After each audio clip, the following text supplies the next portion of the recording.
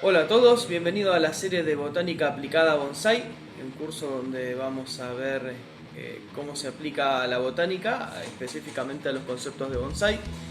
Todos los conocimientos y todo lo que se dice acá está basado en libros, así que esos libros están en la página y en la página del grupo Corvaux Bonsai, libros y otros recursos. Si están desde el celular, ponen en la barra buscadora Corvaux.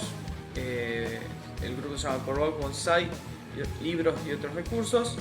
Hacen clic en el grupo, bajan hasta donde dice, ahí bajamos, temas populares. Si no aparece ahí, pongan en ver todo y hacen clic en bibliografía botánica. Ahí está todo el material sobre lo cual se basa este curso. Y si no lo ven desde el celular, lo pueden hacer desde la compu.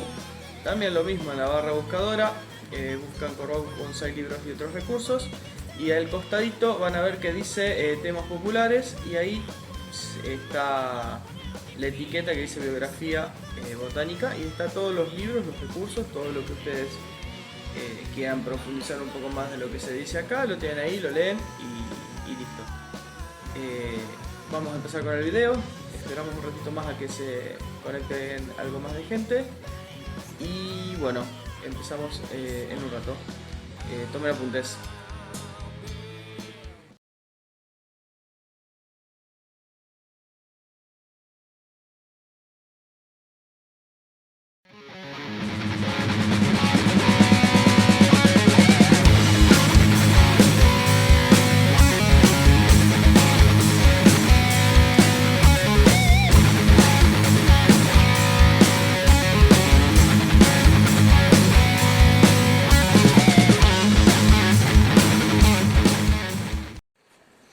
Hola a todos, bienvenidos a otro video de Corvaux Bonsai, en este caso con el primer video de la serie Botánica y Bonsai. ¿Cuál es el objetivo de estos videos? Es tratar de explicar de una forma sencilla algunos términos y algunas cuestiones que tienen que ver con la botánica, que es la ciencia que estudia los árboles, ¿no es cierto? Y bueno, explicar los términos específicos que se utilizan ahí para poder entender qué es lo que nos quieren decir algunos maestros. Todo esto surge en base a la ola de videos que salieron a través de Facebook y otras redes de diferentes maestros que explican cuestiones que tienen que ver con técnicas del bonsai. ¿Cuál es el tema, el problema con esto? Muchas veces se utilizan palabras que no están al alcance de todo el mundo, y tampoco el material donde se explica qué quiere decir cada palabra está disponible para todo el mundo. Entonces, lo que vamos a tratar de hacer es tratar de explicar la teoría. Esto es teoría, no es técnica de bonsai. Y bueno, tratar de llamar las cosas por su nombre y saber qué significan. Bueno, ya comenzando con el tema de este video del día de hoy, vamos a hablar un poco de lo que es la sistemática. La palabra chota, que significa, o sea, que se usa para denominar a una ciencia que se encarga de estudiar la diversidad de los organismos, así como la relación que hay entre los diferentes organismos.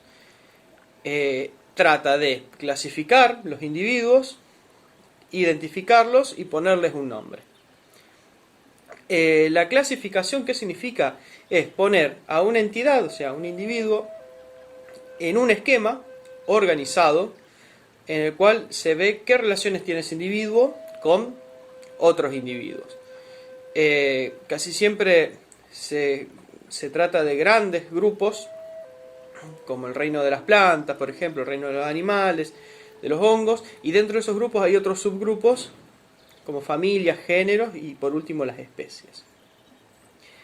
Casi siempre para poder clasificar estos individuos se utiliza la descripción, y bueno, siempre el elemento más simple, digamos, más sencillo de estas clasificaciones es la especie.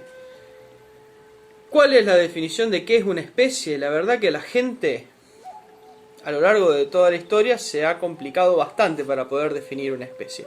Hay algunos dicen que una especie es un conjunto de individuos que tienen la capacidad de reproducirse entre sí y no se pueden reproducir con otros. Eso a veces es válido en animales, por ejemplo, un león no se puede reproducir con un tigre y dar descendencia fértil. Por lo general dan descendencia infértil. Pero en el caso de las plantas eso no se puede aplicar porque hay especies que se pueden cruzar con otras especies. Hay otros que dicen que en realidad la naturaleza genera individuos y que denominar un individuo de una especie u otra es nada más un producto de la mente humana. Yo creo que tiene que ver más con esto, pero bueno, a fines de denominar de qué se trata una planta, tenemos que saber lo que es una especie, ¿no es cierto? Hay otros conceptos más actuales que usan como herramienta la genética. Entonces se ven en el material genético de los diferentes individuos cuáles se parecen más a otros, y entonces en base a esa genética denominan, o sea, ven de qué especie es cada individuo. Igual tampoco es tan fácil porque tampoco se sabe qué cantidad de genes tienen que compartir dos individuos para ser de la misma especie. Hay otras cuestiones también, como por ejemplo denominan especie a un grupo de individuos que comparten algunos rasgos y se encuentran en un lugar determinado del espacio, digamos. Eso también no hay, o sea, es un conflicto continuo determinar qué es una especie y por qué un individuo pertenece a una especie en sí. ¿Qué quiero decir con esto? Es que si bien hay nombres científicos para cada individuo, eso cambia todo el tiempo, porque la gente busca ponerse de acuerdo y siempre aparecen cosas nuevas, y a veces aparecen especies nuevas o a veces se unen especies. Por ejemplo, como lo que pasó con el espino blanco, que antes el Carataeus se llamaba Oxycantha. Se vio que había dos especies, el Oxycantha y el otro no me acuerdo, que en realidad las dos especies que eran consideradas diferentes, vieron que era la misma, ahora es la misma. Entonces ahora se llama Carataeus monogyna. Es la misma planta. ¿Sí? Hay plantas que no cambia eso. Bien. Entonces, ¿cómo se denomina una especie? A través de su nombre científico. ¿Para qué sirve el nombre científico? Fácil, por ejemplo, en los países de habla hispana, la Santa Rita es para nosotros lo que la bugambilla es para otra gente. El ombú es acá como la bella sombra en España. Cambia el nombre común de las diferentes especies, pero sigue siendo la misma especie. Entonces, para hablar en un mismo idioma, los científicos le ponen un nombre científico, que consiste de dos partes: el nombre del género, como por ejemplo el olmo es Ulmus, y dependiendo de cada una de las especies es Ulmus pumila, como el olmo siberiano, Ulmus parviflora, como el olmo chino, y así sucesivamente. Casi siempre derivan del latín, y bueno, siempre es importante para bonsai hablar de los nombres científicos para poder comunicarnos en todas las partes del mundo y hablar de la misma especie. Y tengan en cuenta que el nombre de una especie en particular puede cambiar. Así que, por ejemplo, el palo borracho y el espinillo. El palo borracho antes se la conocía como el género Choricia, y el espinillo se lo agrupaba dentro del género de las acacias. ¿Qué pasó? Ahora, hace algunos años, el género Choricia se eliminó y se llama ceiba. Y el de acacia hace un poquito menos, se sacó el espinillo del género de las acacias y ahora se llama Bechelia. A ver, si querés estar actualizado, tenés que estar todo el tiempo ahí metido. Me parece que no es tan importante, pero sí es importante conocer el nombre científico y de dónde viene todo esto, ¿sí? Y los lazos, digamos, entre los diferentes géneros, como para saber también cómo se comportan ciertas plantas, que algunos comportamientos tienen que ver también con el género. Esto es re aburrido, es un quilombo. Así que vamos a algo un poquito más biológico. ¿Qué es una planta? La planta son seres vivos, en la gran mayoría, todos los que forman parte del bonsai, algunos no tanto, son organismos fotosintéticos. ¿Qué quiere decir? Que toman la energía del sol para generar su propio alimento, ¿sí?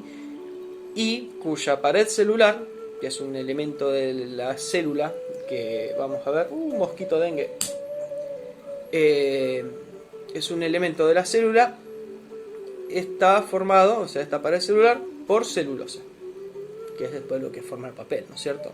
Por otros productos químicos y procesos químicos. Estas plantas, el reino planta, abarcan un montón de especies, tanto acuáticas como terrestres. Y en realidad las que nosotros usamos para bonsai es una muy pequeña parte de este reino, ¿no es cierto? Estas plantas, estas células, obtienen su energía del sol a través de un órgano que se llama cloroplasto, que dentro de él tiene clorofila. Y con ellos realizan su fotosíntesis, con la cual convierten pequeñas sustancias, como son el dióxido de carbono, el agua, y generan materia orgánica compleja, como son los azúcares.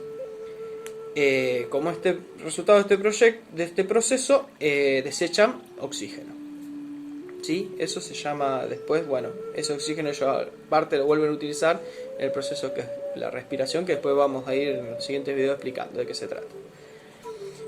Las células, como dije antes, tienen esta pared celular rígida, dentro de la cual se genera todo lo que es la fotosíntesis.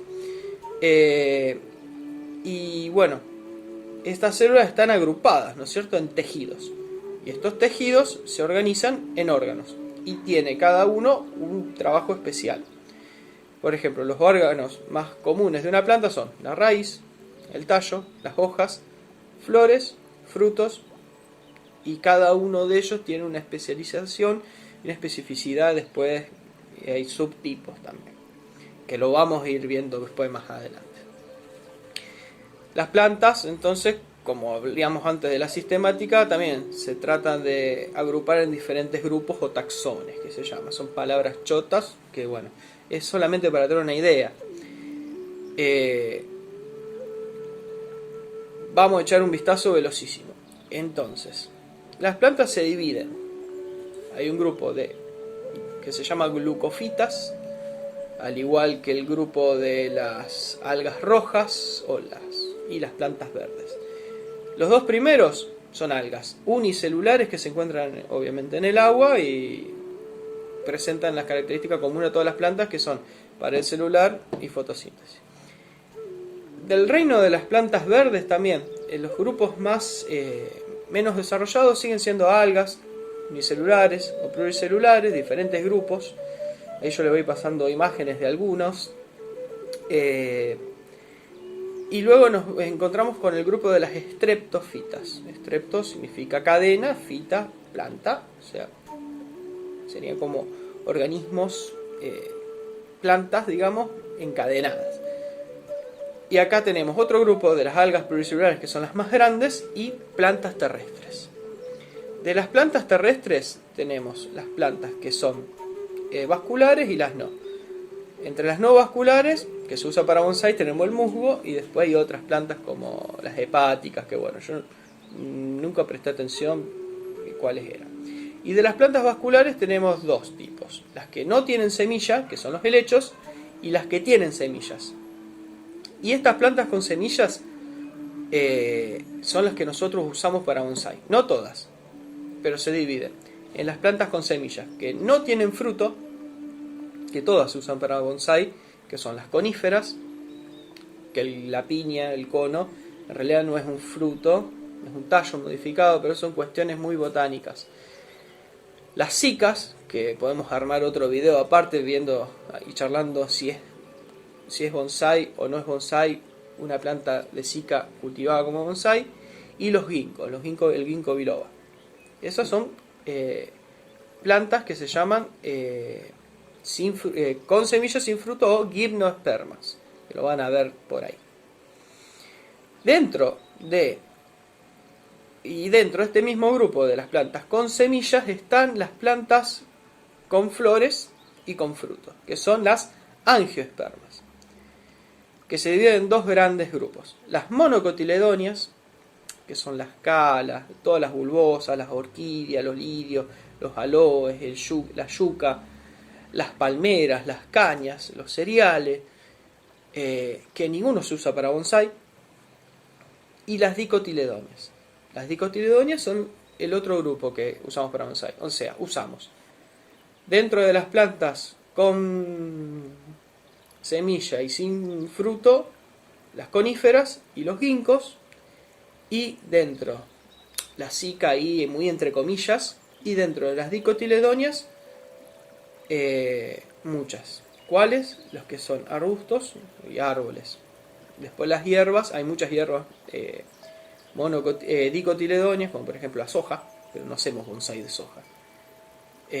Más que todo lo que se busca son las plantas que producen leña, o sea que lignifican, que eso vamos a estar después hablando en otro video. Bueno, vamos a terminar este capítulo acá. El próximo capítulo vamos a hablar de la célula.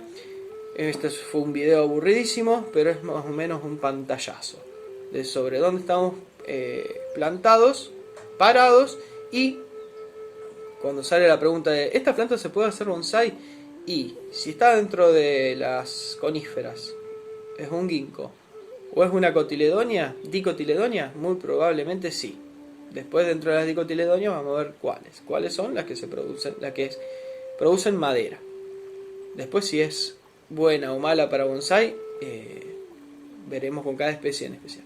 Bueno, nos vemos en el próximo video. Acuérdense de ponerle me gusta a mi página, seguirme en YouTube, seguirme en mi cuenta de Instagram, y después este video seguro va a estar en todas esas redes. Un abrazo, cuídense, quédense en casa, nos vemos.